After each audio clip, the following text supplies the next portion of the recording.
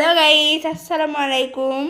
আশা করি আপনার সবাই ভালো আছেন। আমিও ভালো আছি আপনাদের দয়ায়। আল্লাহর রহমতে দেখতেই পাচ্ছেন এই ডালা ভরা আজ হয়েছে রুটি। আমার আম্মু অসুস্থতার শরীর নিয়েই আজকে মুরগির মাংস আর সাথে রুটি করলো। আম্মু জানেই যে আমার ফেভারিট অনেক এই রুটিটা। আমি শুকনো খাবার একটু বেশিই পছন্দ করি। বলতে গেলে রুটিটা যদি মাংস দেওয়া হয় আমার তো কোনো কথাই নেই, আমি অনেকগুলো খাই। আজকে আমার আম্মু অসুস্থ, খুবই অসুস্থ, বলতে গেলে অনেক অসুস্থ।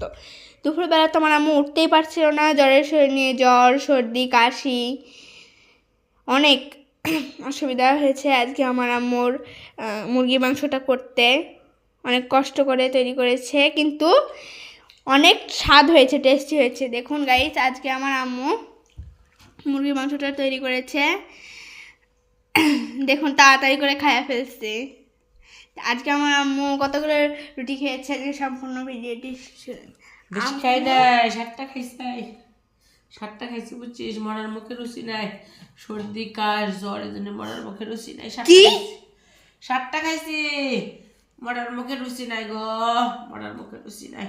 হায় রে মা, রুচি নাই, 7টা খাইছি। 7টার বেশি তুমি একটাও খাইতে পারো না? খেতে পেতেছি না, মরার মুখে স্বাদ নেই।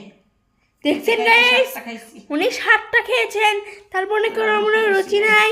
আর আমি ভাবছি তুমি মনে হয় একটাই খাইতে পারো নাই। মরার মুখে রুচি নাই। রুচি না থাকলে মানুষ এতগুলো খাইতে পারে? আচ্ছা ঠিক আছে গাইস, আমার আম্মু মনে হয় আরও খাবে।